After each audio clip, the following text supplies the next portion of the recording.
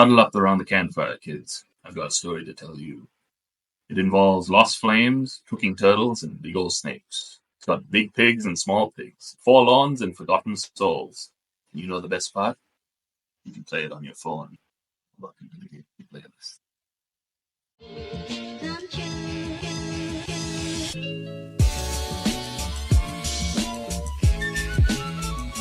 My name is Akshan, and my favorite nut is the macadamia nut. Next to me is Seshan. Hi. I guess my favorite nut is the cashew nut. And next to him is Anuk. I was going to say cashew nut as well, but you stole it. So I was gonna say cashew nut as well. So screw you, Seshan. Okay. Anyway. I took almonds. Your choice next. Yeah, Delanta, what's your choice of nut? What are the other nuts? I don't know. There's Brazil macadamia nut, Brazil nut, Coconut. Peanuts. Peanuts. Your nuts. Coconut. Hazelnut. My name is Hazelnuts. Delanta, and my favorite nut is the coconut. Coconut, lovely. Today's game that we picked for the game playlist, which is a podcast where we pick a game. One of us picks a game that most of us haven't played, and then we play it and we talk about it here. Today's game is The Last Campfire. Please, Seshan, it's your pick. Tell us about it. Oh. Yes. Let me do that. Such words were spoken. Such words. Words. Well done. Let me pull up the wiki like Anuk from episode 2. No, I'm joking. So I'm sorry, why? It's a new tradition now. We don't even think about our game. We just open up the wiki about the game. That's what we talk about. Yeah. No, but at some point, to be fair, people won't it's even have already to look up summarized the for game. you. It's already summarized for you. You just have to read it. Fair point. But please continue. Let me introduce the game. Okay. So today's game is The Last Campfire. It is an adventure puzzle game that was made by Hello Games, who are the creators behind No Man's Sky and the upcoming game known as Light No Fire, if I'm correct. Yeah. Yep. And so this game is fairly recent, I'd say. It was released in 2020, and the inspiration behind the entire game draws from folk tales and storybooks, which can be felt a lot in the game's whole mystical, enchanting kind of vibe. And so we, the player, Germanic folk tale, yes. I don't know about from where, but folk tale nonetheless. Somewhere in Europe, like where most fairy tales. It's not a Polynesian folk tale. Yeah. So a bit about the game. In the game, we the player control a character called Ember, and our main objective as this character is to explore, solve puzzles, and find a path back home, so to speak, while also helping other lost souls along the way, known as the FORLONs. And so the game is very heavily based on exploration, solving puzzles, and overcoming a lot of environmental challenges. And each FORLON you help on your journey back helps you unlock new areas. It reveals more about the game's world and the story. And a fun fact about the game that I didn't realize was that it was actually initially developed to be played on Apple mobile devices, which is why the controls are really simple, because they had the touch screens in mind when making it, and why it's available not only on Steam but on most consoles and on phones as well. I'm not too sure whether on Android, but definitely on Apple. And I think Delanta played. I believe it's only on iOS. Yeah. But yeah, that's a bit about the game. I wouldn't say it's a hit, but it was a fun, well received game for the value it has given. But yeah, I think it's pretty well received. If I remember, it was in the Game 80s. Awards. It was nominated for Indie Game of the Year, wasn't it? I think it was also nominated for Indie Game of the Year. Yeah. Maybe. All right, well, that's the game. That's been the podcast. We're going to talk about it. See you next week. See you next week. All right. Because of the nature of the game, the game is a puzzle game. We're going to leave that for a bit later. We're going to talk about first the tone of the game, the style, the art, the music, the aesthetic of the game. First off, a general overview. What did everyone feel about just the mood of the game, the feel of the game? Was it nice? Was it boring? Was it a bit of both? Was it something else? Who wants Who to wants to go? go first? Jinx. Well, I think one of you should, You're very eager to start, so please. Anuk, how about you? Okay, fine. My perfect Sunday. No, I mean, okay, the game is, how do you say, cute, but it has its own edge to the game. Like there is certain aspects to the game that was a bit edgy, I guess. It has this edgy feel to it, like towards the end parts. I don't want to spoil too much about the game, but like the end parts felt a bit more edgier. Like the beginning felt a bit more calmer. Then when you get to the end puzzles and all, you get more edgy insights to the game.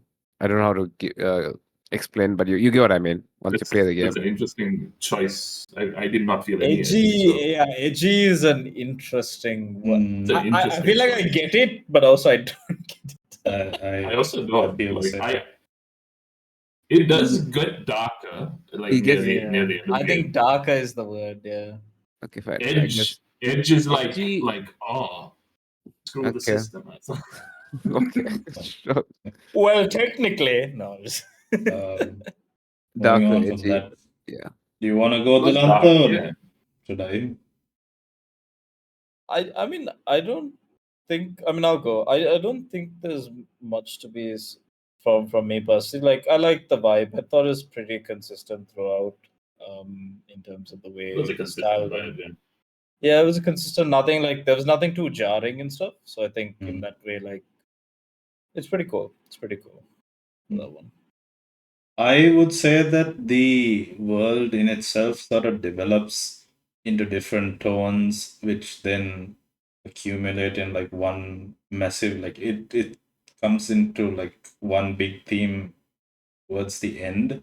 I'd say like the start, like the very first part, not the first area, but like the initial beginnings of the game, where you're like learning the mechanics, like basically the tutorial section. I'd say it has a very like scary mystery sort of tone to it, where it's like you have no context, right? Like you're starting off with nothing. From the cutscene that plays before you actually start moving the character around, all you know is that the character is lost, right? And like you don't know where it heads from there. So like it heads from that into a sort of even more mystical sort of thing with the first area. Then when you move into the second area, it gets a bit creepy, so to speak, with the Forest King. At least for me, I felt like a whole creepy vibe there, which expands even to the marsh area. But then there's also a bit of weirdness in the marsh area with the other characters you meet there. We'll talk about them later, obviously. And then I think the third area also goes back to a sort of scary thing with the whole entire feel of that, especially the snake. Yeah. And then it all accumulates in like in like mystery. I think like the main thing for me is just that there's like mystery, and I wouldn't say like, when I say scary, I don't mean like horror, but like fear of not knowing. It's like an uneasy, uneasy. Yeah. Yeah, I'd agree. That I feel that throughout the whole thing. The three sections of the game, the first part being a lot more warmer, like a lot more calmer and inviting as you're learning the basics of the mechanics. Yeah. And then the second part where you get the king, it feels a little bit more oppressive. It's still not that oppressive, but it's a bit oppressive because the sun is beaming down compared to the warmth, the cold of the previous level. Yeah. And also the Forest King is oppressive itself. Yeah. And then finally you have this dark area with the final part, and even more oppressiveness with the snake. So yeah, I agree with that.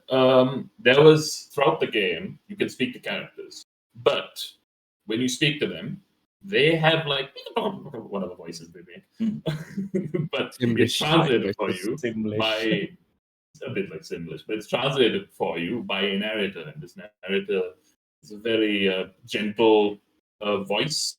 So sounds almost like it's either it is a child or it's imitating a child. What did y'all think about that? Did it feel like did it feel too samey when you hear different characters being voiced by the same person, or did it work? Did this voice actor manage to make it work, or do you have any other thoughts about it? We'll go to Seshan this time first. I think okay. So I in most instances like where you interact with the character for the first time and like where you're getting to explore the world for the first time, I feel like it worked pretty well. It's sort of similar to how like you yourself, when you are, say you're reading a storybook out loud, you sometimes tend to speak in in a different voice when you're speaking like actual quotes of another character, to sort of like give yourself that sort of visualization, that this is a different person. So I feel like that's the sort of vibe it went with, and it fit very well when you're talking about that whole like story theme aspect. And like it didn't really get annoying because you could like hear the small like changes in the voice actor's tone, which sort of like didn't make it feel samey.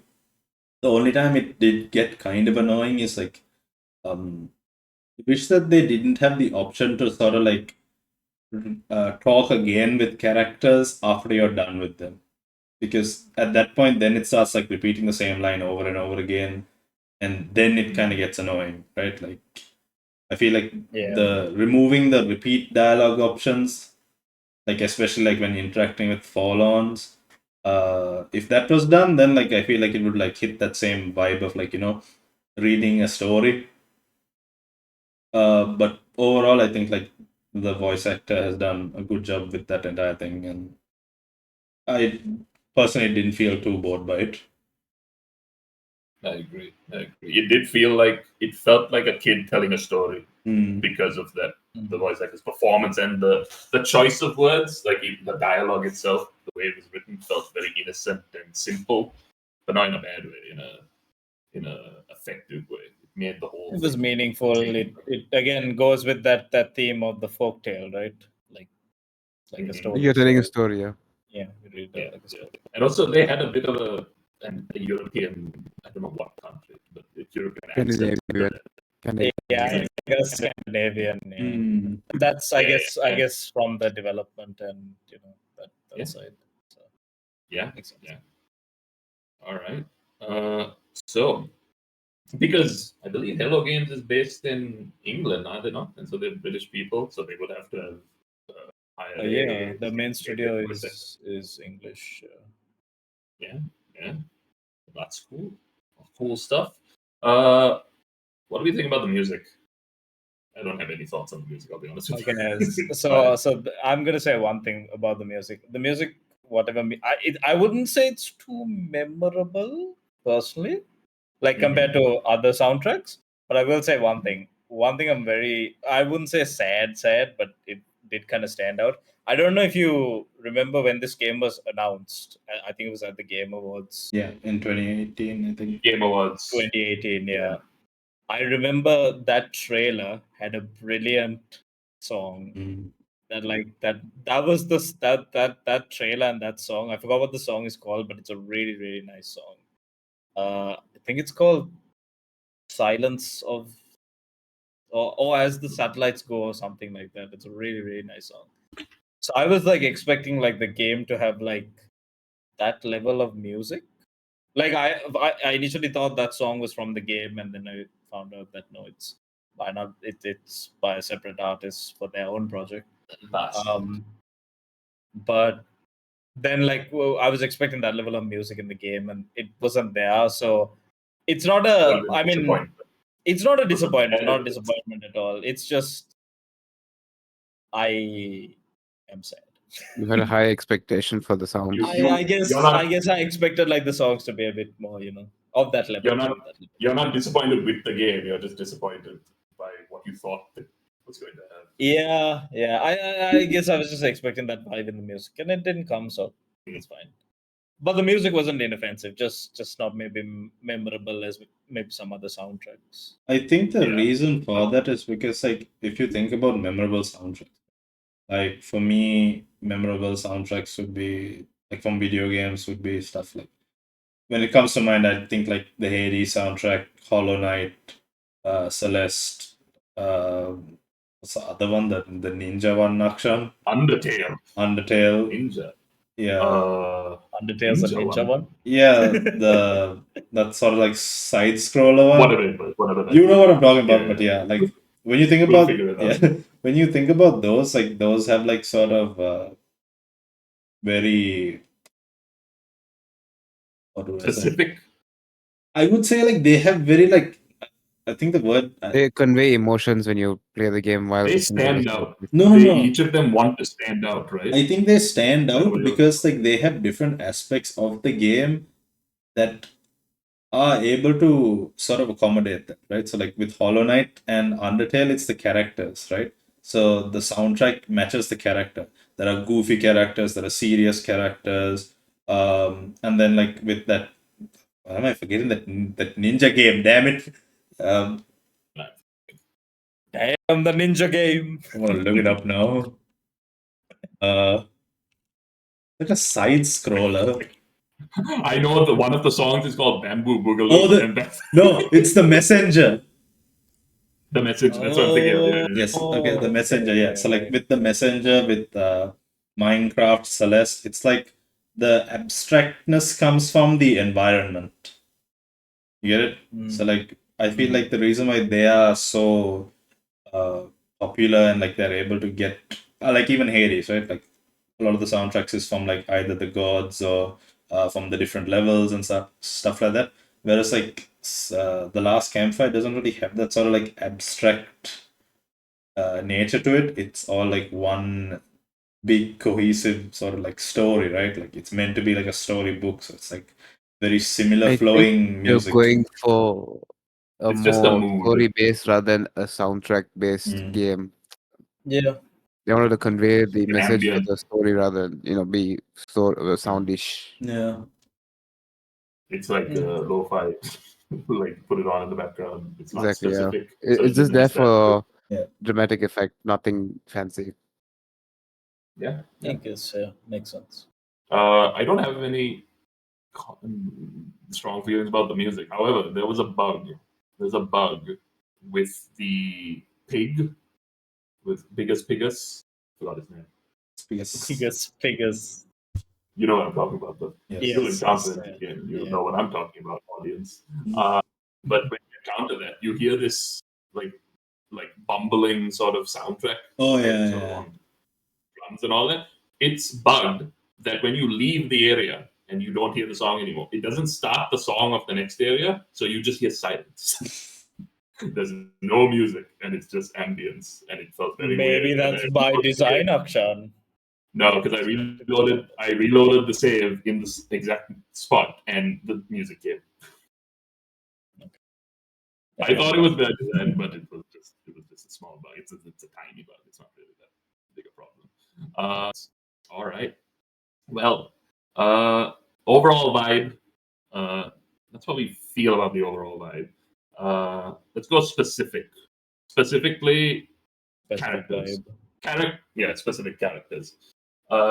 Reason why I talk about them here is because later we'll talk about the overall theme of the story, which we're not going to get into right now. But characters themselves, they are either fun, they're either introspective, or they're an oppressive element to push the narrative forward.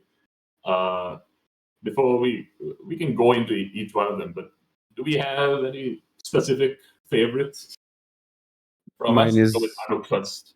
Mine is the robot, the one, the Same. builder. Same. I Engineer, like engineer likes engineer. Understood. Engineer likes engineer. No, Yeah. not really. It's more towards how he portrayed love it. his emotions and stuff. Like he was, I don't know how to explain without spoiling the story. He was motivated, or they Yeah. were motivated. Like he had more of a story rather than the others. I don't know. That's how I feel. Like he had more background more depth to his character rather than the other main characters in the other acts, I guess. True. Yeah. I felt very motivated to find his eye immediately. I was just like, I'm helping you. And then he makes the boat. It was horrible. Oh yeah, which I boat will did you choose? I Oh, took we can the talk about that blue later. I took the blue fish boat. Oh, okay. Delanta?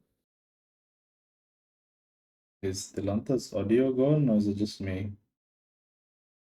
I think the answer No. is No, hello. Oh, Hello. there you Oh, go. yeah. Yeah. Did you not hear what I said? No. no. No, Oh, I also picked the blue one. Which one? the blue animal. Which animal? The fish. Yeah, I also picked Wait, blue. I'm gonna guess Anuk's. He picked the red. What are the animals? There's a duck, there's a fish, and there's a Fish, duck. There's a seahawk. I don't know. Bird, maybe. Okay, so I feel like Anuk picked the red bird. No. Oh, You picked something red, right? No. the yellow. Oh. Did you pick blue? Did you pick No. the blue fish? No. Did you pick any boat? I did. You had to pick a boat. Did you swim by yourself? Maybe. No, I picked a yellow fox. There's a Uh, fox as well. Oh, okay. Surprise you didn't go red fox. No, I'll change yellow fox. Oh, yes, because yellow is so much more different than red. Yeah, it is a different shade. It's yellow. Alright. Well done, Anu. You know your Really colors. stepping man. out. Really stepping out of the. Comfort zone. Exactly. Not the color theory podcast. Let's not debate color. What do you mean? Oh, are we changing it now? We haven't uploaded. We can still No, change. no. All right, so me and I picked the builder. I quite like that character. I was smiling the whole time with that. Talking with that character. Delanta, what did you pick? Did I Did pick? you pick? Wait, What am I we're talking saying? about Sorry. favorite character, right? Yeah. Yeah. What's your favorite character? Not favorite, but like who was memorable for you? Stood out. The pig. The biggest. Biggest. Biggest. Yeah. He is, especially when he goes on fire, gets on fire. He catches fire. Not catches fire. He just like He his falls. belly He erupts, falls back. and then he falls into the water, and then you jump on his head. That was fun. Oh, I don't know. It's just like I would say characters. I mean, the only one I'm gonna remember is the pig. To be honest, That was the fisherman at the beginning of the game. that was the And the fisherman gardener. and the cook. The turtle. And, Yeah, and the Was it gardener or was it the cook? The cook. he was a cook, right? The chef. Yeah. But he had a garden. He had a garden. Yeah. Yeah, yeah, I didn't yeah, notice. that was and also the bird people and the king. Yeah. Ah, yeah. So yeah. my favorite is actually the bird people. Of course, I wonder why. Okay, so What, No, go ahead. So the reason why is because I love the way the voice actor voiced the bird guards. Okay. Yeah. It made the bird guards for me so memorable. I think she was just like, silly FORLON, silly Ember. FORLON, hand me your bag. Yeah, You don't need your bag anymore. yeah, Don't disappoint the king. yeah. Don't disappoint the king. Guard this place and make sure you don't let anyone through. I like that whole like voice that they did for this service. It was like the most memorable for me. And the funny part is that it's just FORLONs dressed up as the birds. Yeah, I only realized that very much later. I think it was as I was leaving to the next area. Mhm. I was like looking at them and I was like, wait, isn't that FORLON? And they're like, what? What do you mean? We're bird people.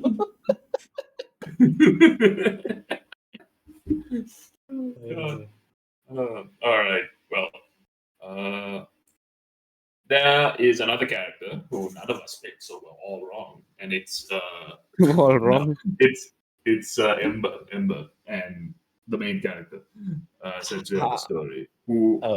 Ember does not have much of a story, but they still have motivations and choices that they can make as you go on.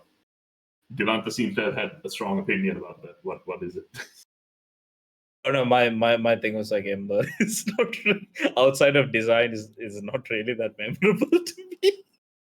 I mean, like, I feel like it's Outside of design and the ending is not. I feel as if though, like, you don't really learn about Ember.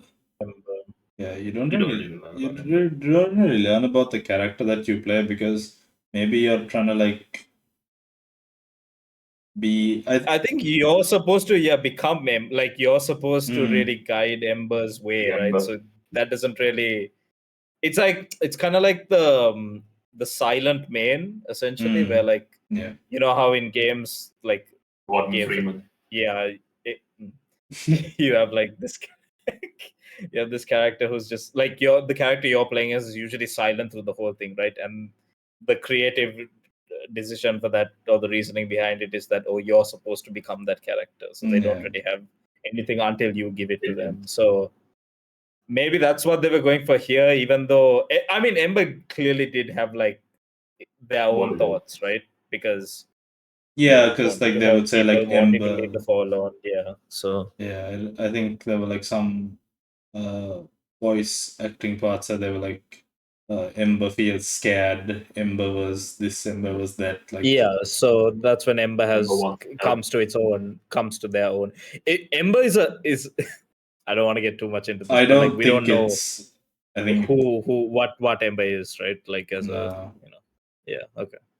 I- Again, the that whole probably adds into game- the like you are Ember, so you can become Yeah. Ember could I be. feel like Ember. you can summarize it like this. It's you are basically viewing everyone's character from the POV of Ember. That makes sense. So you could be manipulated by that fire. Ye- Who knows? You mean You just don't the know. campfire It's so ghost? secret. Yes. Who knows? So you mean we could have walked away and done nothing this entire time? To be fair, you could have. You just turned off the game. That would have been interesting. It's kind of like the Far Cry alternate ending. You know how like in the Far Cry games you can like kind of like not go through the story if you just wait and like the game will end, come up with an ending. Can you imagine it like in this one? It's like where you could just walk away, let everyone deal with their own problems, and you just sail into the sunset. In some way, you can, because you don't have to do all of the puzzles. You just have to do enough to please the ghost. That and is then also move on. true. Yeah, you could leave some FORLON behind. Yeah, I actually didn't notice that until the last section. I was like, oh, that's why the circles aren't okay. All right, that's a great transition to gameplay. Going into now. First order of business with gameplay. We're not going to talk about the puzzles themselves in regards to challenge. We're going to talk about the control scheme, because all of us have played on different control schemes, I believe. So you played on a PlayStation controller, right, Akshan? I did. I played on Xbox controller. Anu probably played on mouse and keyboard, and Dilanta played on his phone.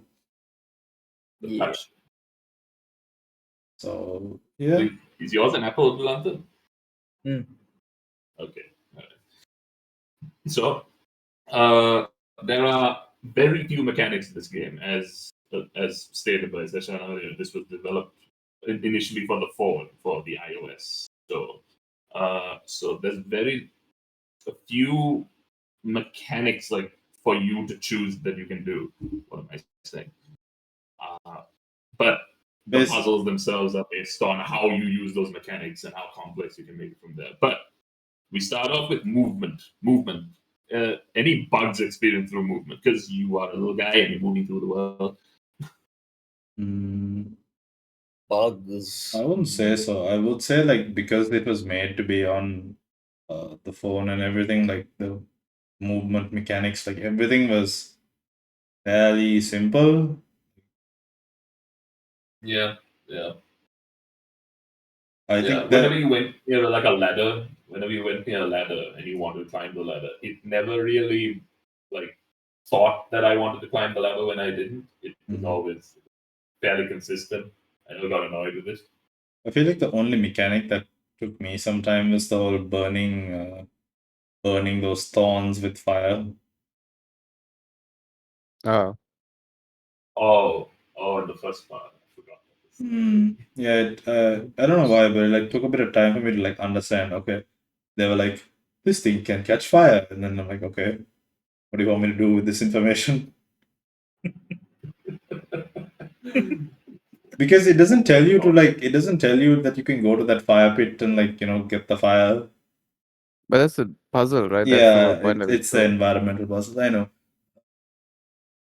but I guess like that was like the I wouldn't. It's not really a thing with movement, but I think like mechanics wise, it's fairly simple.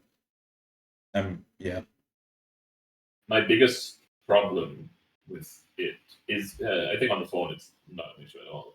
But the biggest problem is on the controller, I cannot rebind my keys, my buttons, and I was very confused whenever I wanted to dash, and I'm thinking it's X, but X is incorrect and 0 is dash when I'm used to it being swapped. So I was for the first bit at least. After a while, I got used to it, but now I'm going to be annoyed in other games. Speaking of dash, Anuk, do you want to say something? I don't know what you're talking about. Please. What was your dash button, Alan? Shift. I didn't use How many dash. times did you?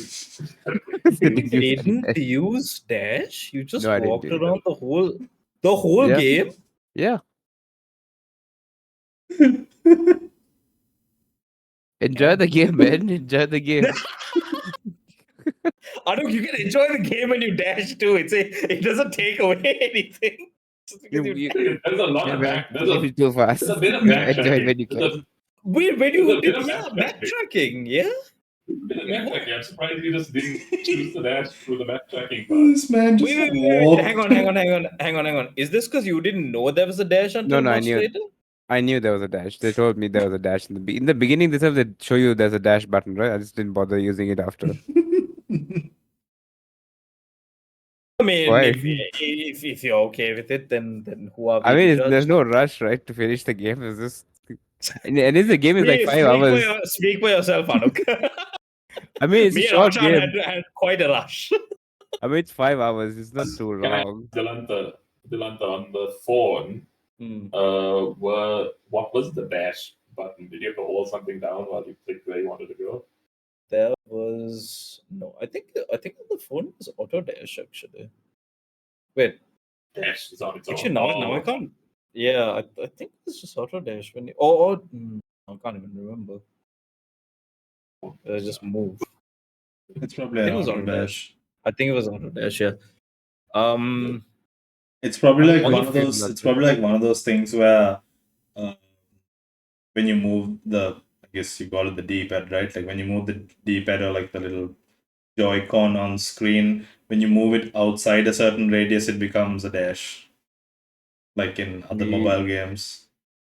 Was it one of No, those? so there was no. So there's two control methods for phone. One is I don't know if you have this on. Maybe you do have it. Maybe Anuk had it with, I with think mouse and I keyboard. think I know what you're going to talk about, but you guys continue. There's like tap to move. Yes. So that means like you tap an area. So you have that Yeah. on keyboard and mouse. Yeah. Do you have that on controller? No. Akshan and Sushan? No, They Okay. don't have that because they had to press. They can't press a certain region. Yeah, of that's what I was thinking. So so you have it on mouse, right? So you have tap to move. Yeah. I use that a lot because there also is the option for an invisible thumb pad, invisible joystick.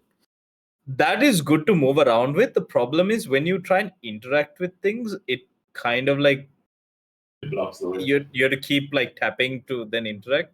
Whereas if you did tap to move, it's easier to interact with things. So I ended up just using the tap to move.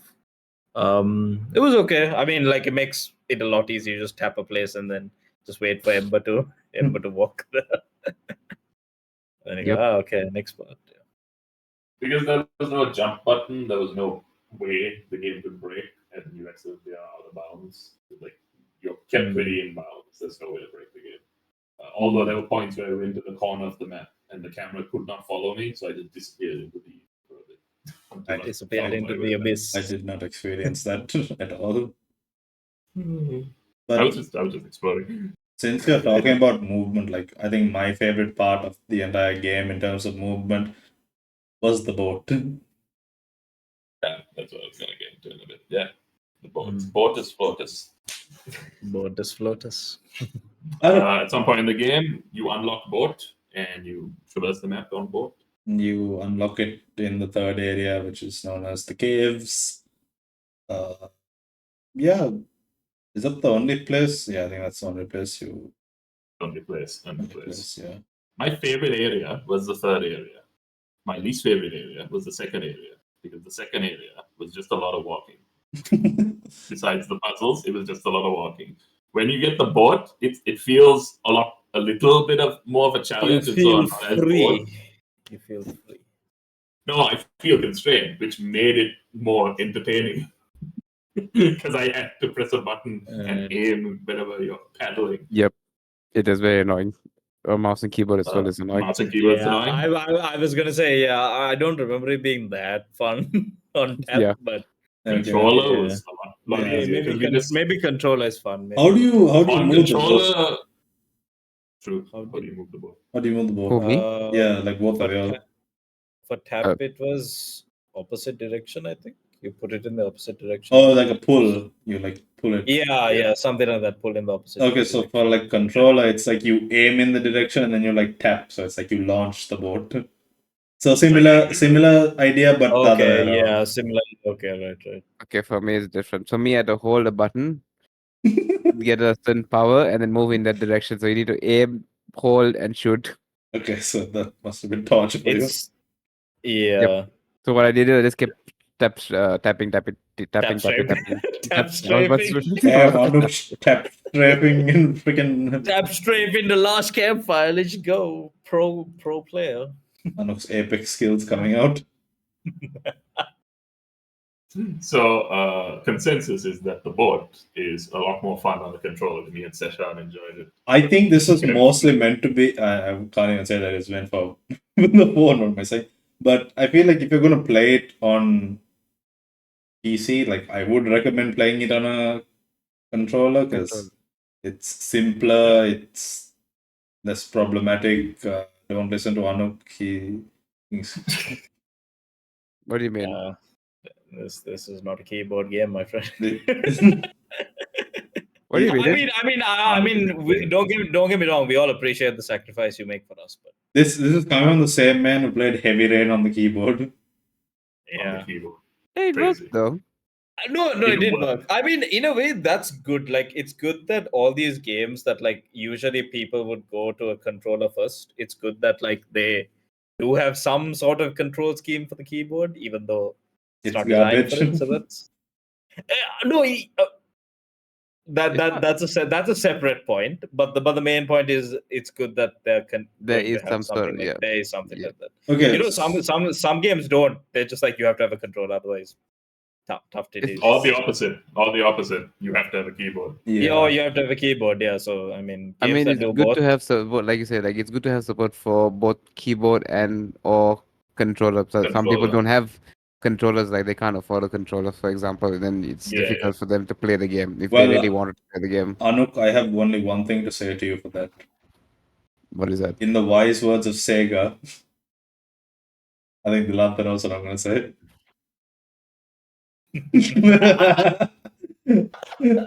That's a good reference. I like that. Only real Yakuza use controllers. Only real Yakuza use controllers. Okay. That being said, you can play the game on a keyboard and mouse too. So it's very few, but again, there are games which only limit you to one. So it's good that this one is. So I have a question for you. Fun fact. Well, two questions.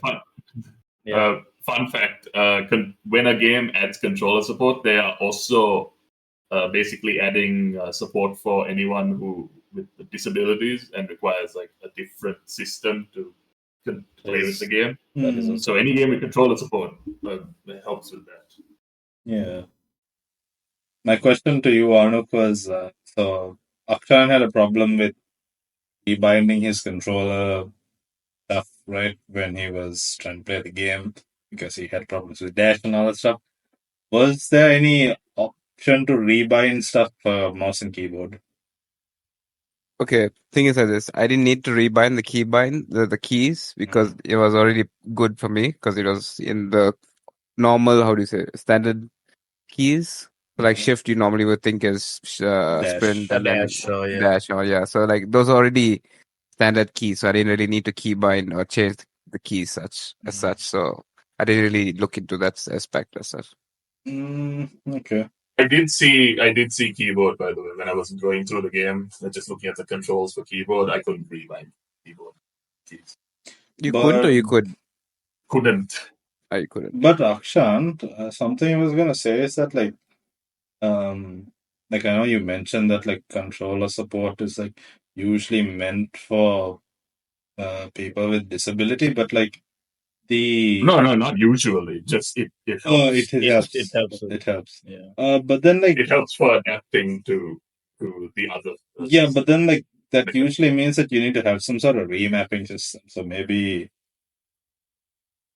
Hello Games, if you ever see this, If they do, they have special keybinds, no special what do you call controllers for that reason, right? Like the stuff will already might They're very customizable for those systems. So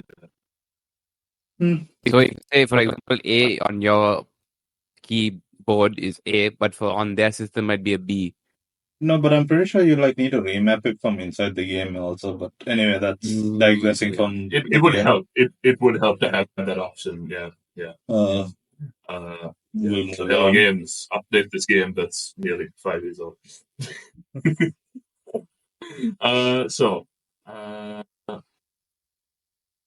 Puzzle mechanics, not the puzzles themselves, like the parts of the puzzle, but the mechanics of the horn. I forgot what the horn's called. The lanthorn.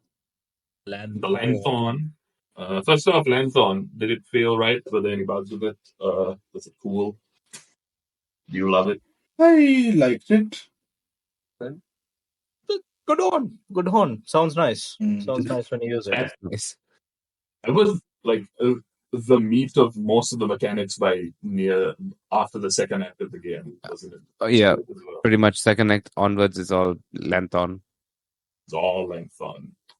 I kind The of one is the like I was trying to think like whether there were other things to the game that were like added to kind of like other mechanics, right? So for me, I'm thinking that like the first level, the forest, was more trying to like get attuned to the whole pushing of puzzles and like doing stuff like with Ember itself. And like I feel like maybe they try to add like new mechanics to each area. So with the lanthorn being for second act. the end of the second act, though, right? No, you get it at the beginning of that act, and then the whole act is using that. Huh. Eh?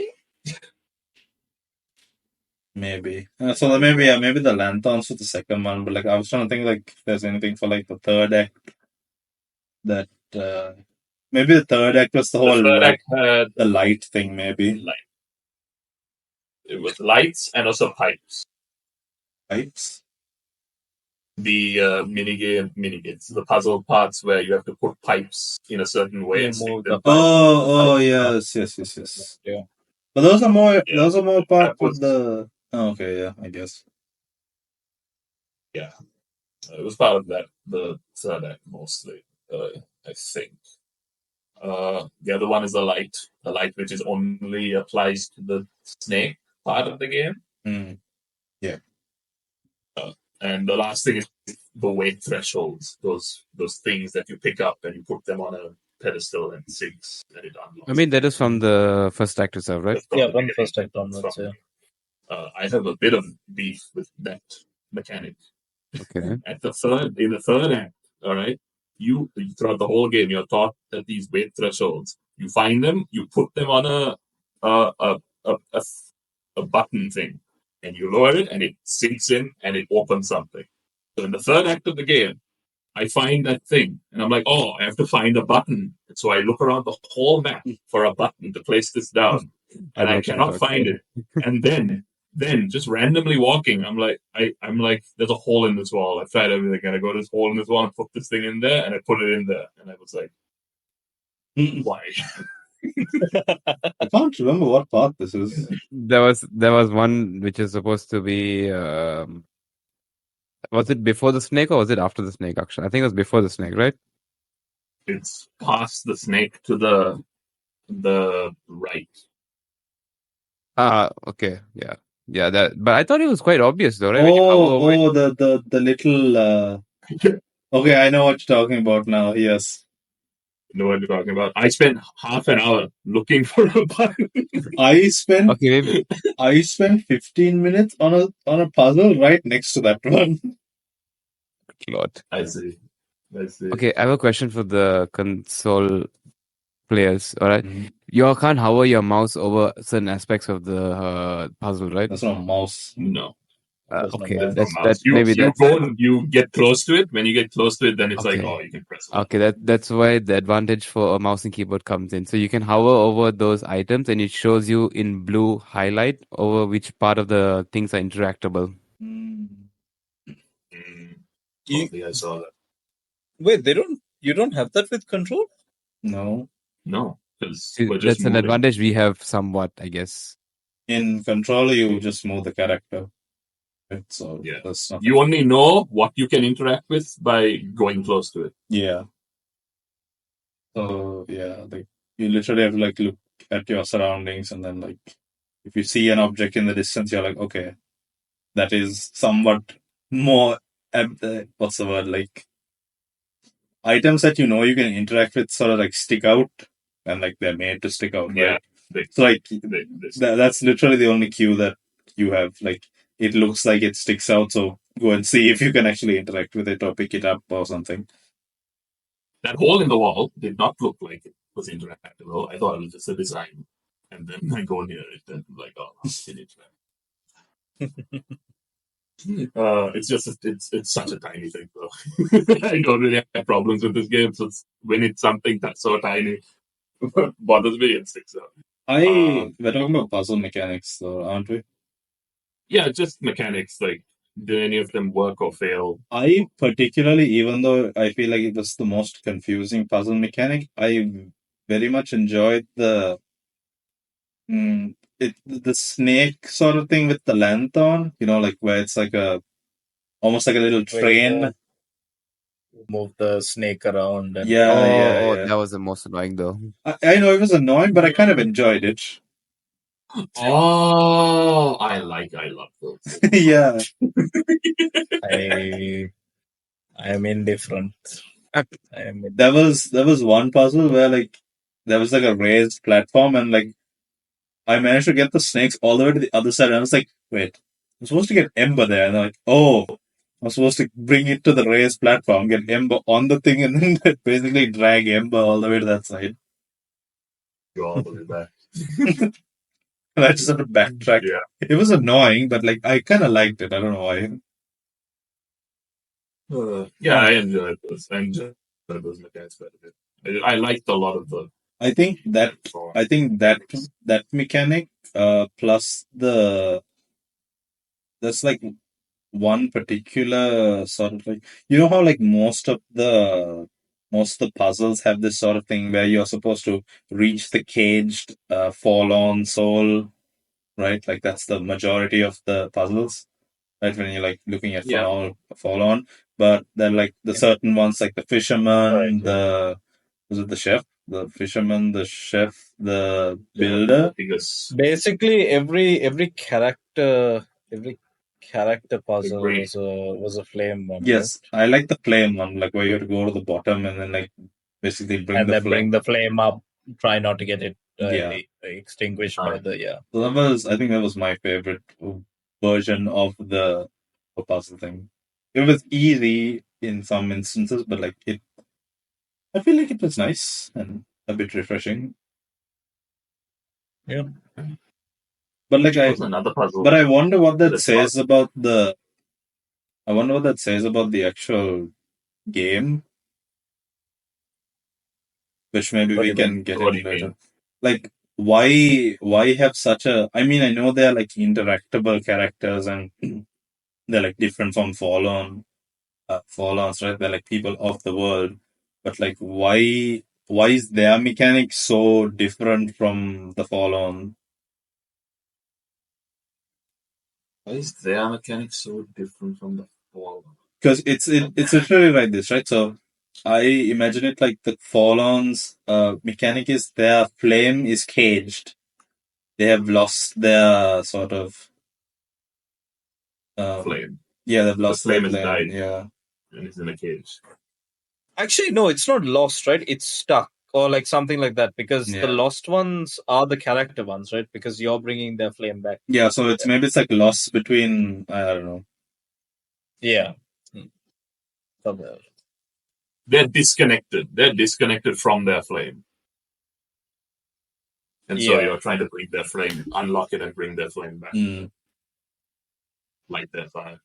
Now I'm rethinking every character.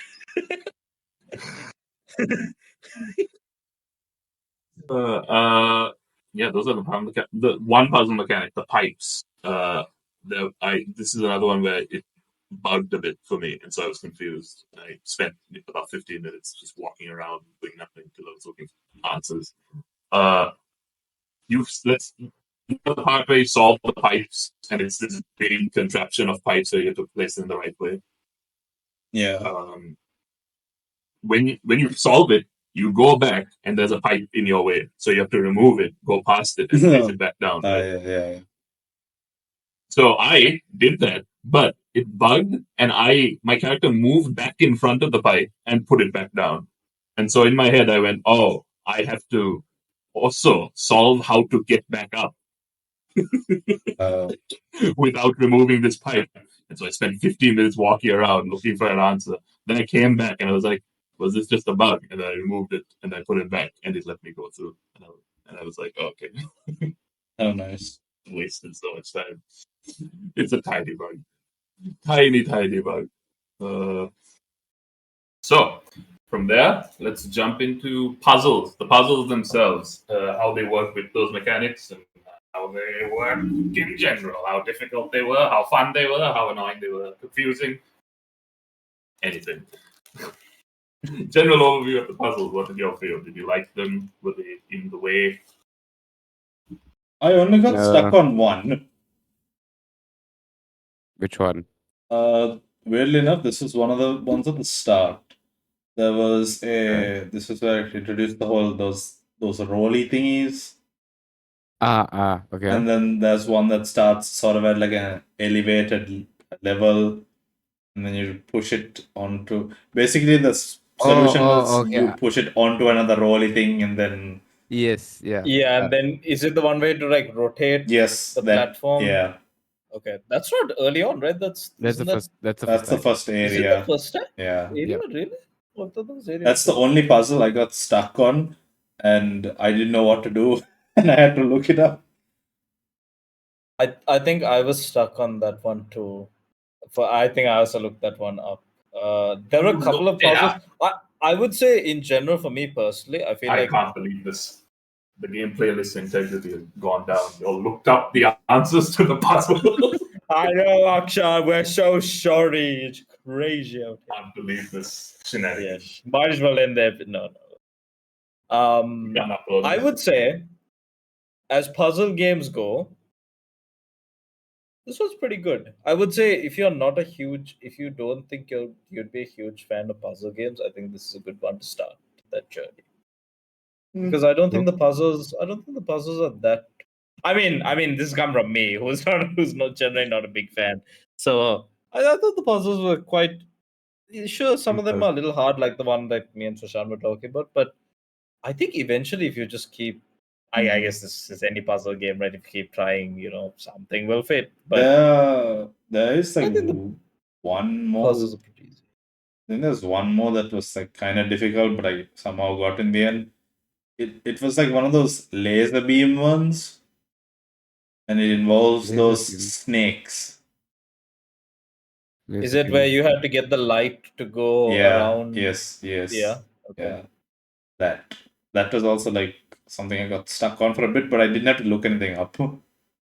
Wait, laser beam ones. Which is that again? I know. There's that. the light beams. The light beam comes, and then you have to move the snake train Oh, around, and the okay. mirrors. Yeah. Mhm. Get them into Yeah, I mirrors. think that one also it was kind of hard, but again, you just need to like try different variations of the move, and eventually it'll like Yeah. come into place. It's not like a But also you Straightforward. can think about it, because the way I thought about it was I worked backwards. I was like, okay, I have to make it in there, meaning that it has to come also from you, here. you started from the end and like made the trains move. I thought about it, like as in and thought about where You all of you the things big brained go. it. You big brained it. You were like, Right. I feel like the only one I found hardest was the snake train. The one towards no What's snake. that? I One was where you talking. put the snake train on another snake train. Yeah. Or yourself on it. Ooh, I like that one. I quite liked it as well. eh. I love. I'm a big fan of puzzle games. So this game, every time it was puzzle time, I was like, happy. Okay, so that's an interest. It's good that you brought that up. Okay, in comparison to other puzzle games you played, what do you think of the difficulty between these one So and it's those? pretty easy. It's Okay. up and so the first chapter is very easy. Second chapter it's somewhat. As you challenging. get Third chapter, the difficulty ramps. Third chapter gets a little bit more challenging. And it was very fun getting solving all the puzzles and filling up the bar at the campfire and seeing that you've gotten all of them. The biggest issue I have, if it's an issue, if you can call it an issue, is that it did not have one last either section or mega puzzle, like one big final, very difficult puzzle. Yeah, I feel like the last puzzle, right? The very last one, the last flame puzzle, is Quite not that I was niche. expecting it to be like mega hard, like Dark Souls level puzzle, but it's very anticlimactic from the gameplay it's perspective. like you can essentially, as long as you keep the what do you call? I don't know what the term is for them, but the blowing things. Yeah. If you can keep the air conditioners out of your path, then you can just climb back up like no. Yeah. The air conditioners.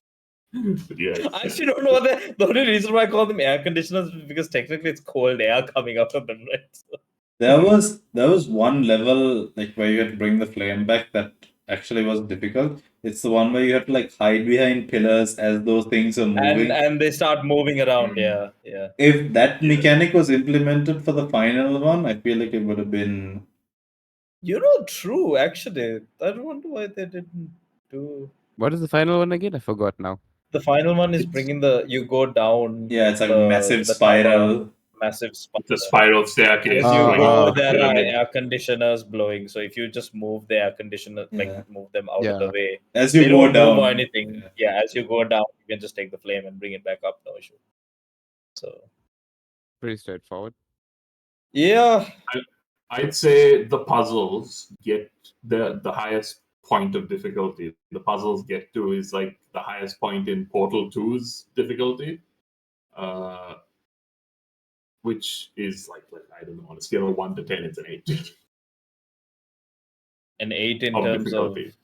I believe Of just portal difficulty. puzzles are like slightly above this, to be honest. I would think mean, Portal is way above this, no? No. I maybe it's because I've just played harder puzzles. Yeah, maybe. One I haven't finished yet. It's been 3 years. But yes. Time for you to finish it. I'd actually say that like the Last Campfire is like on the easier end of puzzles, and like it is. That's why I think it's a really good recommend for like someone who hasn't really played a puzzle game before. I think this is the one where you'd be like, hey, try this out. if you like to solve these puzzles, then maybe you might want to play And it's Elden pretty Ring calming. Shadow Victory. Elden Ring. The famous puzzle game, Elden Ring. Goes from puzzle games to Souls.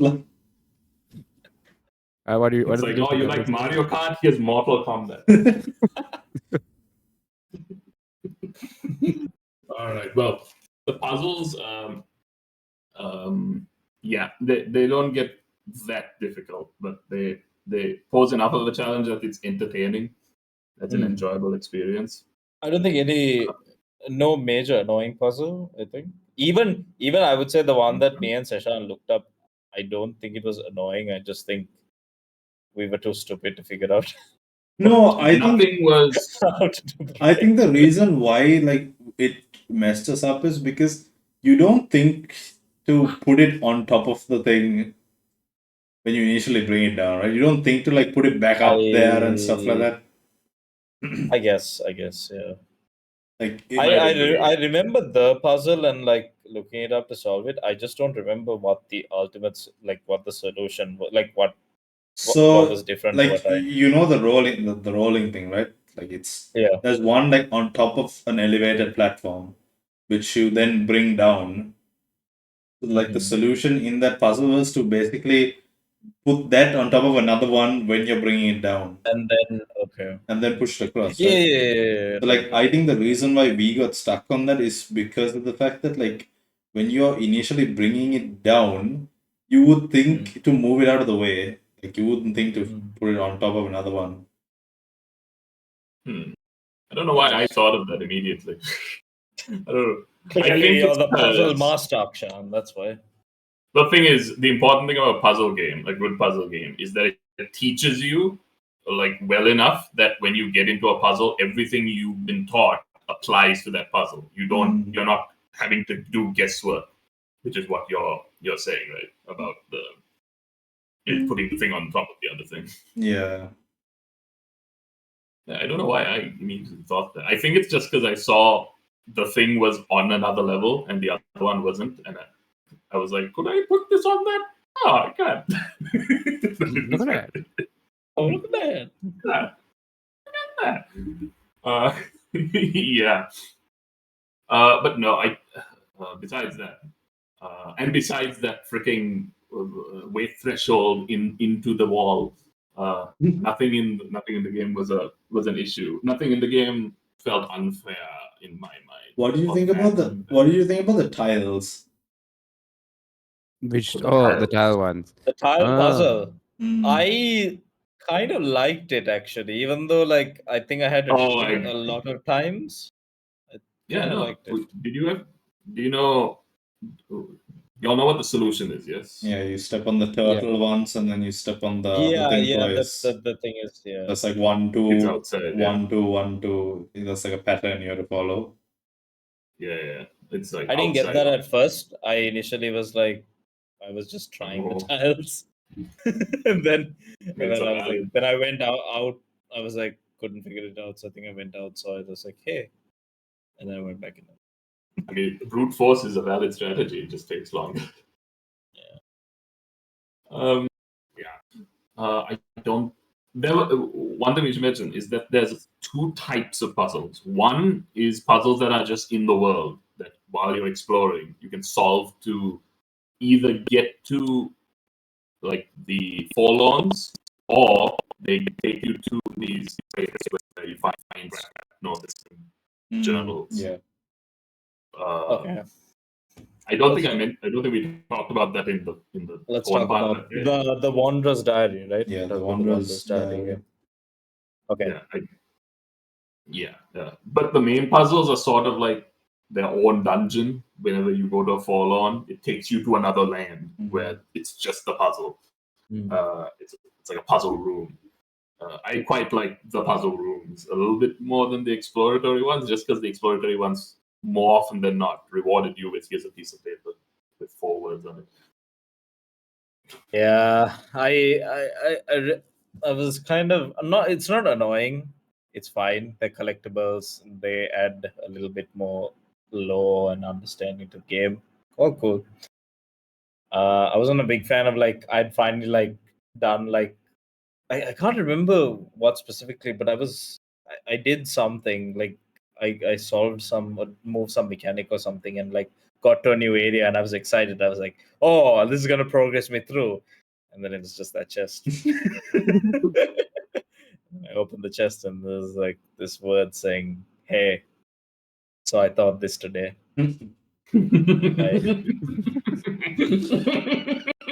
And I'm like, great.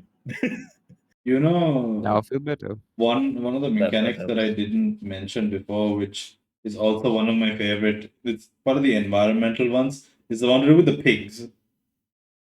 Oh, Oh, Like the fruit and stuff. Yeah, you take the fruit and like you give it to the like the Venus flytrap, that carnivorous plant, whatever, and then it's like I did that so many times. Like I didn't understand what I was doing wrong until I went to the pig and I was like, and then it started moving and I was like, yeah. so you've been it's feeding the it's pig? I know I was feeding the pig and the plant. I was like, okay, I'm giving you like 15 fruits. Disha Let's see. in Minecraft, the Lanta, they ain't gonna mate. Can you imagine? You keep giving them fruits and then the pig just goes. Anyway, yeah, that was an interesting mechanic. Yeah, I I especially like it when you put the fruit down the slide and you watch the pig go down the slide.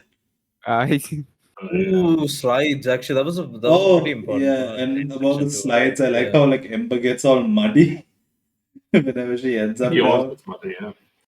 it's only for muddy areas, right? He doesn't get mud. No, she I mean, does doesn't. in the No, cave, in the caves. not every Not slide. Not yeah. every slide. That's what it means. Like there are some muddy slides where it happens. Ember does to get dirty. He like they like even in the cave if there's a slide, it like they land in dirt. But They're just yeah, Yeah. but not every slide. So. But then I don't know whether I don't remember it correctly or not. But like some slides, even though there was no mud, she ends up being muddy or dirty. I mean, I assume that there is just mud.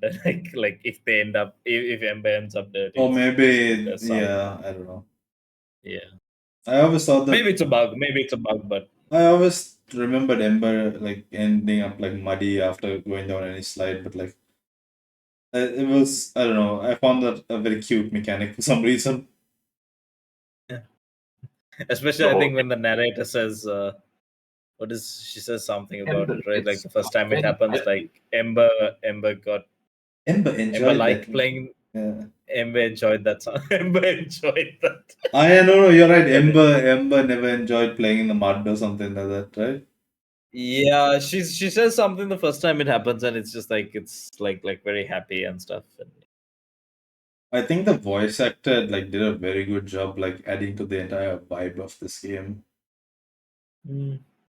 I don't really know who the voice actor was, but like She sounded very Australian for me for some reason. I don't know why. Australian, okay. Austrian.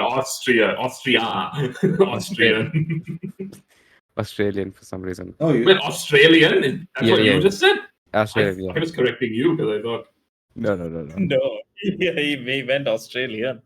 Yeah, I was like no. very European for me. I thought it was like very like Nordic, sort of like Scandinavian. yeah. Yeah. Last Campfire voice actor. Let's see. Rachel August is known for. Oh wow. Wait, what? Who? Who is the narrator? Who? What? She's a Wow. British Scandinavian actress based in London, so she's British Scandinavian. So it's perfect role, I guess. Yeah. Yeah. Yeah. Good job to her. She did did very well. super job. She did very well, you know. It was well written as well. Credit to the writers. I don't know what Sachan's looking at. I don't think it. No, I'm looking at like what are the other things that like she's done. Like, see if there's anything. I forgot. I honestly thought I mean I remember so like I don't know if we're gonna talk about it now, but might as well just get into it. So even though this game was developed and published by Hello Games, it was made by 3 people, right? At Hello Games. Yes. So Yeah. I actually thought the voice actress was one of the people who made it until I found out that they're all guys. But I thought that's another interesting thing. Like last episode we covered Lethal Company, which is made by 1 person, and now we're doing this game, which is made by 3 people. So 3 people? Yeah. 4 people if you count the voice actor. touche. All right. So from this, let's. Well, the meat of the game is pretty good. I don't think anyone's have major problems with it. I think we're just like, yeah, it just needs one last. It doesn't have a very climactic finish gameplay wise, which is its main problem. Yeah. So let's go into the final part about this, besides Seshan's little thing. Which we're going to talk about the game in what it's trying to say and the themes that it's exploring. Just to lay context down, this game is very obviously about loneliness, being abandoned, and isolation in many different forms. And this extends to the dialogue, the notes you find around the world, but also the puzzles. As when you find these people, these embers, let's call them, they are forlorn, and forlorn in English, I believe, is to be abandoned. It's a state of sadness, isn't it? A state of sadness and feeling of being abandoned. Mm-hmm. Yeah, it's a specific kind of sadness. Yeah. And every single time you go into one of these puzzles, the voice of the person who you're trying to unforlorn them, they describe like what they're feeling, like why they feel forlorn. And one thing that was really interesting to me was how the puzzles themselves relate to what they're feeling. Like really early on, there's a puzzle where the person says, "I don't feel like I fit in. I feel like everyone else is moving in a different rhythm to me." Essentially, and so then you start the puzzle, and it's a puzzle where it's these 3 figures, and you have to spin them around and make them face the same way. Yes, I remember this puzzle.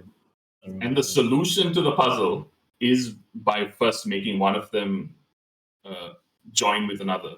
But the solution is that you hold one person in place and you make the other 2 face the same direction as that one person. In other words, you have to help make the group fit in with that one odd one out. Like sort of make it a team effort. You can't solve it by only changing one person or that person. You have to. It's a group effort to make everyone fit in, and it ties into the theme of that character's forlornness. And I was like, oh, that is amazing. Wow, crazy. Yeah. And thing is, a lot of the puzzles do that. The puzzles themselves relate to the forlornness, and the solution to the puzzle is a solution to their feelings of abandonment. That's what I found. That's I found really interesting about the game itself. The game itself is very abstract. These characters don't have names. They don't have. Some of them do, but the embers themselves, they never have names. They don't have a specific goal. They don't have specific anything. It's very abstract. It's sort of like an abstract painting in some ways with what they are.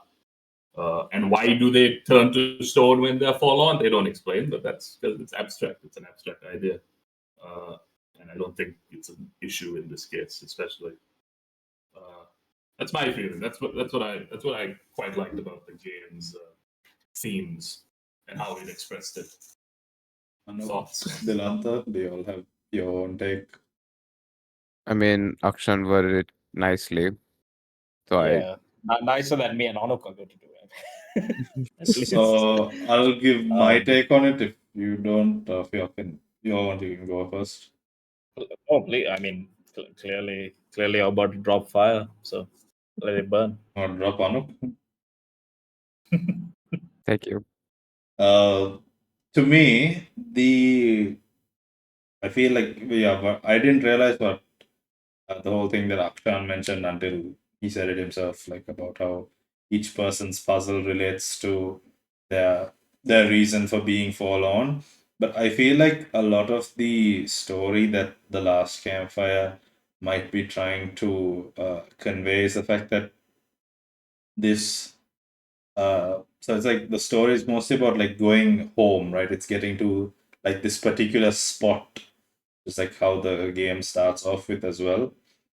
And I feel like um maybe that like represents something in this entire world. Like maybe it's like particular place you want to be in life, or like like some basically like a goal to be achieved. And the forlorns that you come across in like along your journey are people that have like lost their way, like lost hope in being able to get there, regardless, like based on different circumstances that I think the characters themselves mention.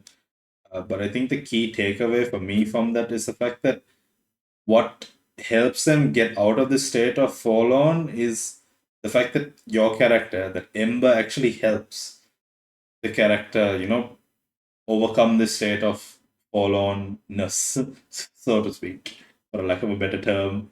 That's And then like it's sort of like maybe like trying to convey the message that like you need the help of others sometimes in order to like reach those in order to reach that state, because like you also see this with like the transitions between levels where you go from, like, you use the elevators. There are certain forlorn there that don't want you to interact with them. I was actually gonna say that when Akshan was talking about it, like Yeah, I loved it's- encountering those. I was like, yeah. wow.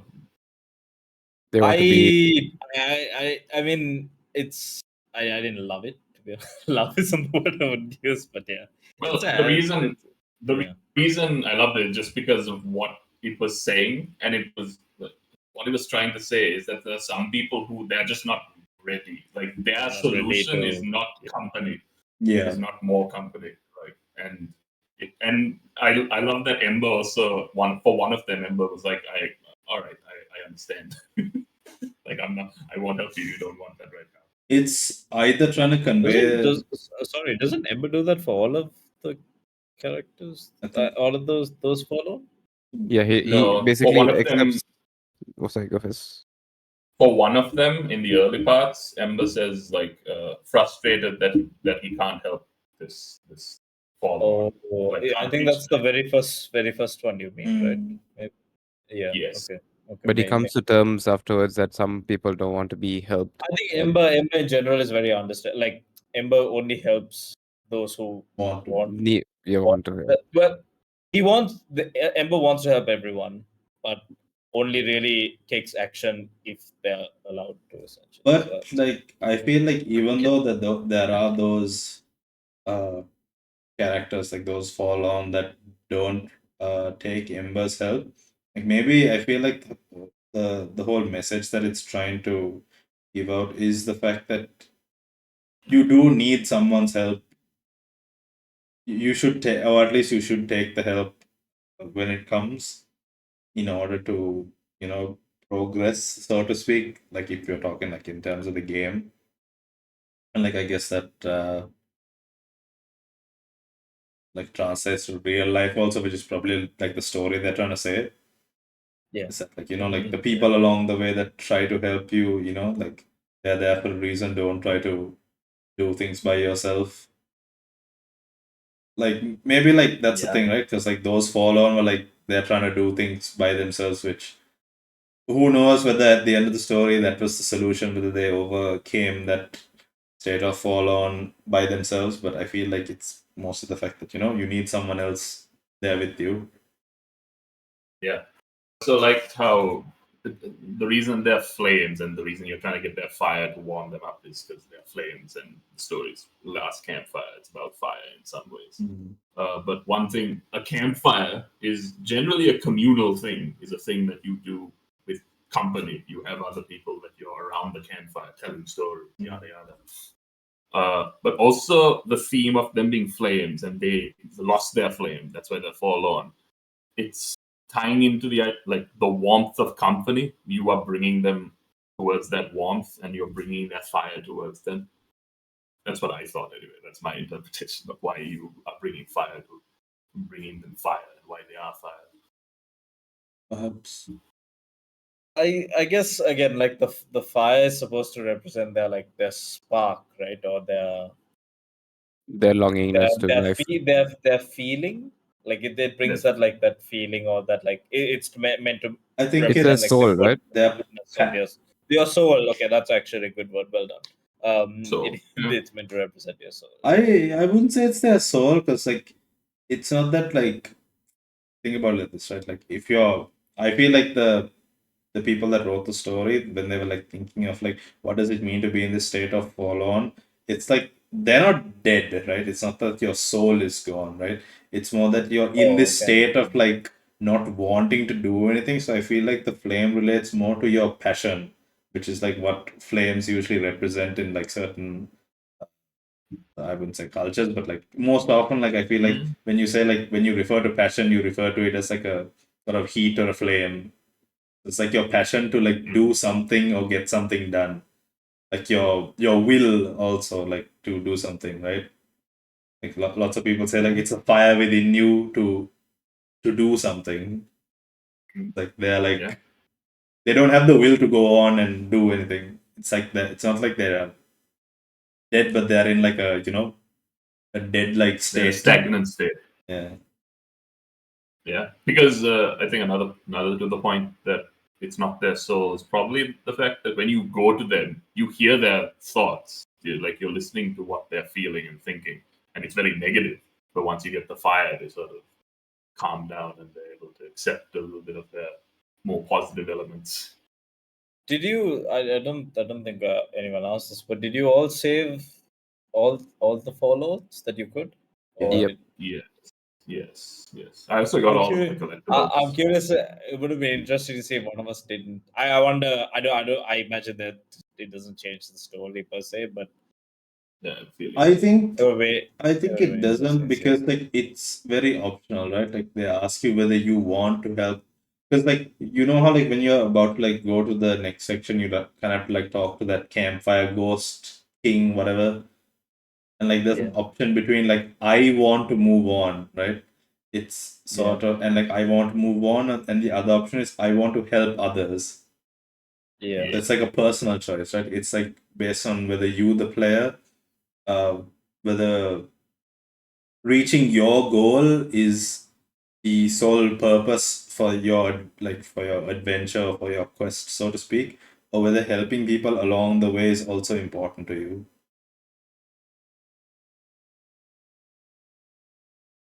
I've got a lot of deep things coming out of this game.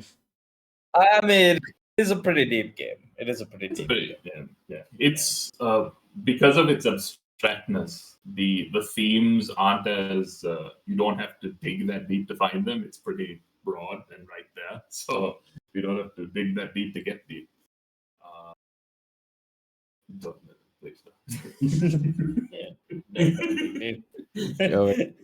That's advice to you people: don't dig deep. Unless you want a hole. So yeah, those. Do we have any other thoughts on the themes, on the ideas of this game? I feel like I got everything that I felt. You encompassed everything about the game. But it's that other part that I kind of wanted to mention, how in the puzzle mechanic, right? How the forlorn have their flame caged, whereas you have to bring the flame of the chef and the fisherman and all, and even the last ember, right? The red ember. The one who got left. The one who got left behind. Yeah. How you have to bring those certain characters to you to bring their flame back To to the body. their body. Like I'd like to add on. Sorry, I just like to add on about the last Ember. Like, if you notice, like the last Ember's puzzle is very much different. The style and everything is different compared to the other puzzles. If you notice, in like the what puzzle way? Different how outside of the layout, which is like the Okay, for example, like if you go for each act, right? Each puzzle in each act is according to that environment. So, for example, if you're in Act 3, your puzzle is a bit more gloomy, dark-ish, right? Mhm. Like it has like Mhm. those watery island area looking puzzles, right? For example. Yeah. Then if you go for Act 2, which is more of the fire, Right. not the brighter reddish kind of tones. Mhm. And then when you go for Act 1 is more of the greener tones, right? Like each puzzle represents each own environment for that act, Mhm. right? Whereas for the last one, which is like the Ember Dude, Red Ember Dude, if you notice, like the whole tower is a story about him, like the the campfire kings, and then there is like different artifacts on the. Oh, yeah. Okay. Okay. I don't think I actually noticed that too much. I remember when you're walking down, you can Yeah. see the puppet of the Campfire King Yes, on like in the wall. And okay, The that's the forest, only one I noticed. I the didn't really notice forest the rest of king, it. right? It's the bird. the forest king. Yeah, the forest king. Then you have the campfire king as well, the one that you meet, the ghost. Sorry, the Mm. ghost. So that's the only puzzle which has a lot more detail in comparison to the other acts. Like the other Mm. acts is just a copy of the environment, whereas this one has a bit more depth to his character, or an understanding to his character of why he is who he is at the moment.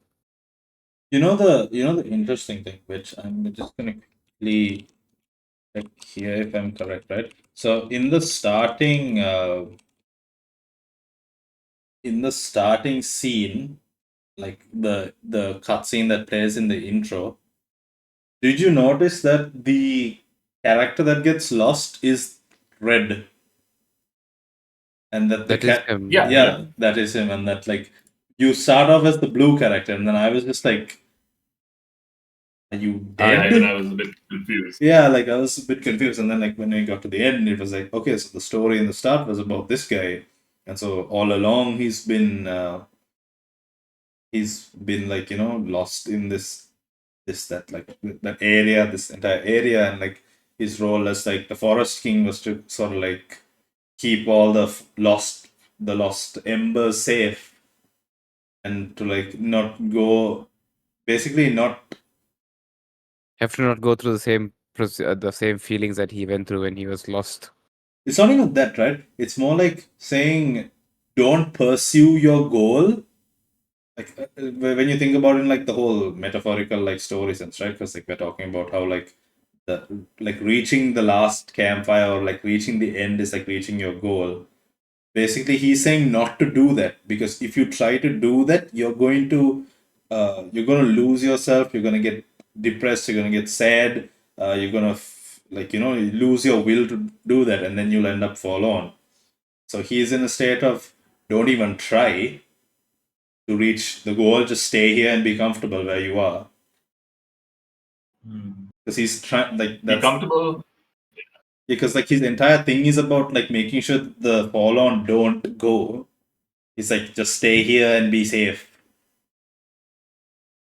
Yeah, and but he also through that he inadvertently makes the bird people a lot more selfish and a lot more arrogant than the rest of the Forlorn.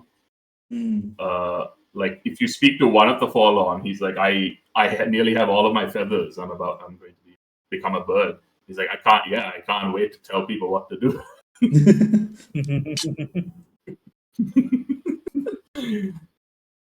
And so it was interesting. It was interesting. I like that twist, alien spoiler, but you made it this far. Mm.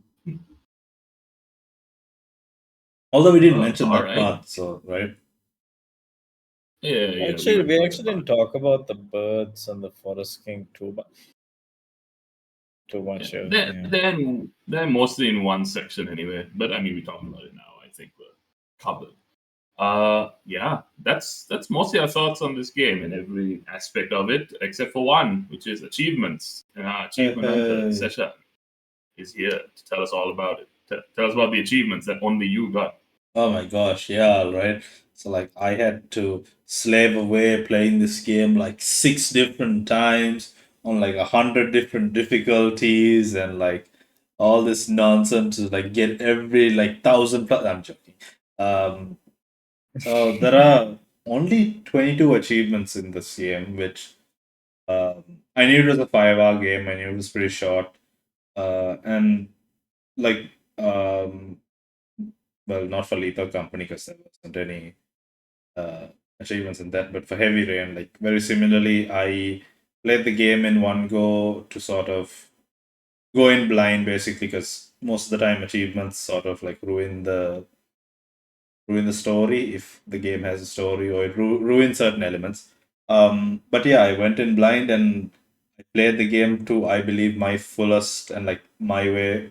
Uh, but I sort of ended up getting all the achievements on automatically. Okay. And I think Yeah, everyone here same. did because everyone saved every single FORLON, which I think is the key factor in getting all the achievements. It's Yeah, I think that's the only thing that accounts. Yeah, it's just saving all the FORLONs. Yeah, it's saving all the FORLONs because every other achievement in the game is either it is related to sort of like progressing through the game.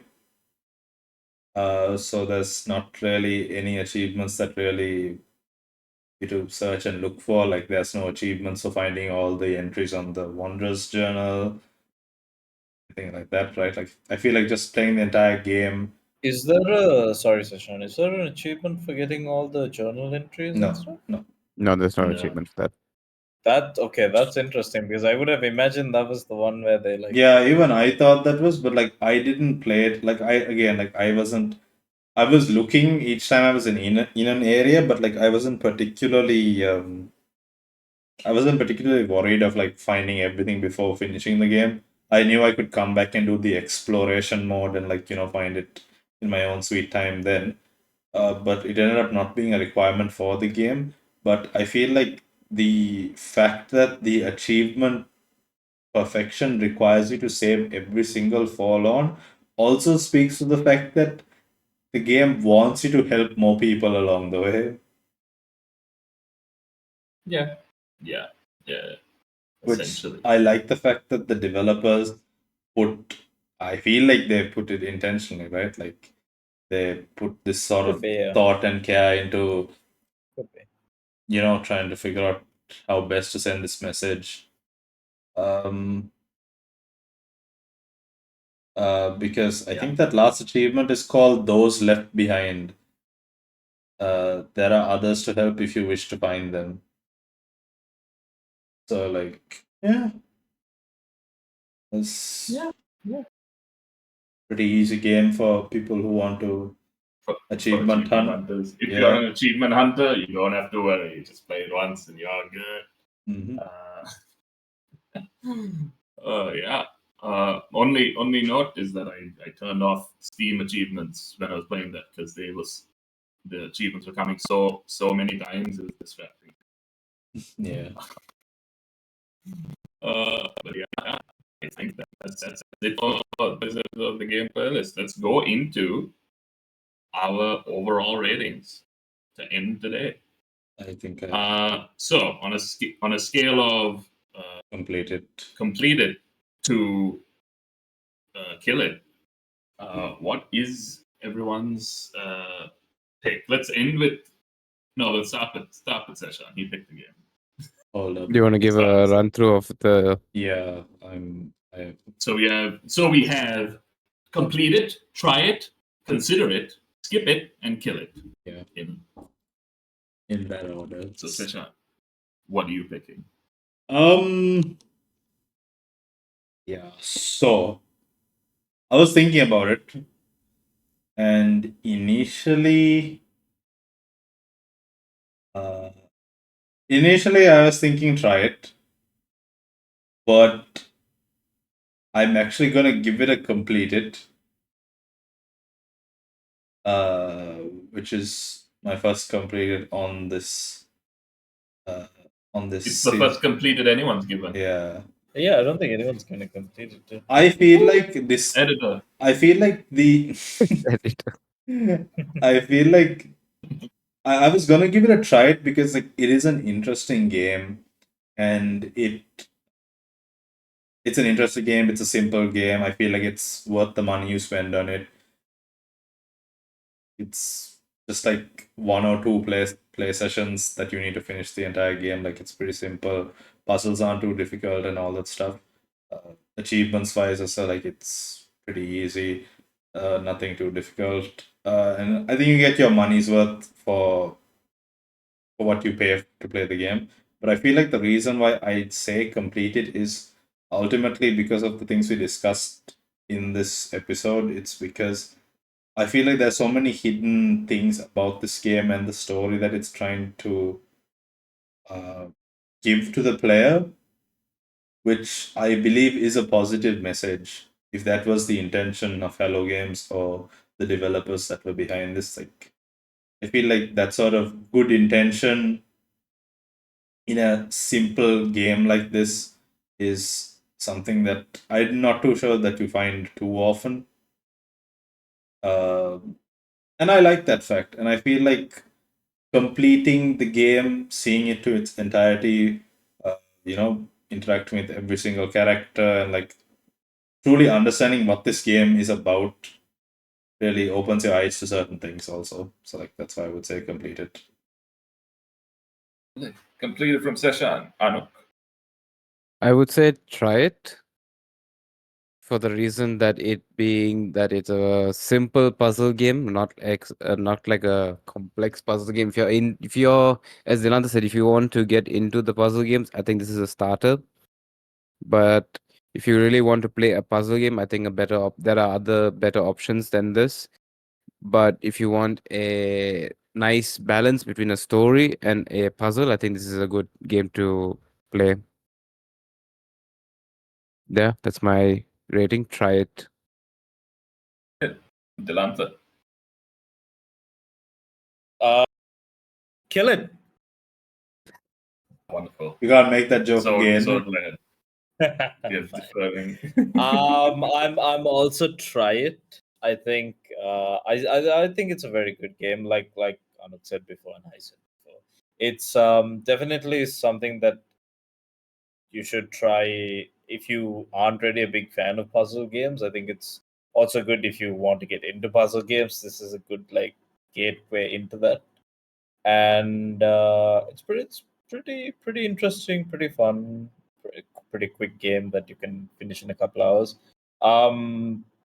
Definitely recommend if you have an iOS. If you have so if you have an iOS device,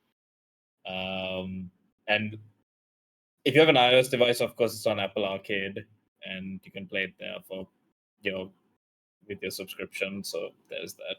Also, if you own multiple Apple devices, like your iPad, Apple TV stuff, you're able to play it across all of them and carry your progress. So I actually really want to try it out on the Apple TV. I couldn't do that, didn't have the time, but I did swap between the phone and the tablet. And I don't know, it's kind of fun just to it's kind of interesting to see. Like I kind of wish I had a computer so I could try it on that as well. So yeah, definitely if you have an Apple computer, a MacBook. I don't know why I called it a computer, but yeah, it's definitely worth it. Give it a try and let us know what you think. Once Akshan gives his rating. Yeah. If this was priced at like a really high price, I would say consider it. But it's pretty cheap. It's not that expensive, and when it goes on sale, it's pretty cheap as well. On the phone, I'm sure it's insanely cheap. So well, it's on Apple Arcade. It's Apple on Arcade, so it's kind of free with subscription. If you have Apple Arcade, you schmuck. I'm giving it a try. I'm giving it a try because if you're a fan of puzzle games, this isn't gonna blow your mind, but it's gonna entertain your mind for a few moments if you are looking for a puzzle game. It's a would you say it's a palate cleanser for the puzzle game aficionado. If you've not played a puzzle game in a while, this does feel like a palate cleanser because it's just like, oh, it's like an appetizer. Puzzle games. If a puzzle game could be. What more could he say? What more could he say? If you want the meat of puzzle games, you check out Steven's Sausage Rolls. That's where you get the really difficult shit.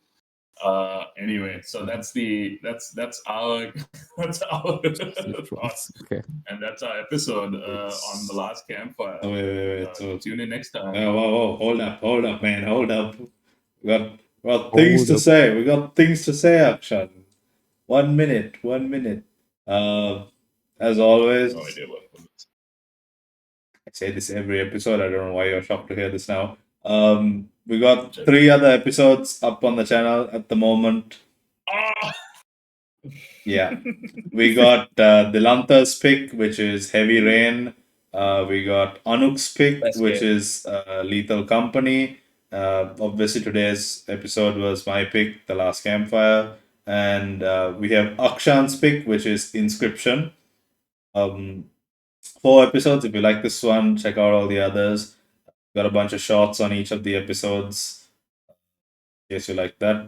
And yeah, hope to see more stuff from us every month from then onwards. We'll have a new set of games from May, right? We'll be doing in May. Viewfinder. First We're doing a Viewfinder. We're doing Viewfinder in May. So yeah. Tune in for that. Tune in for that. Akshan, now you can do your outro. All right. Goodbye. Bye-bye. See you next time. Yeah. Bye-bye.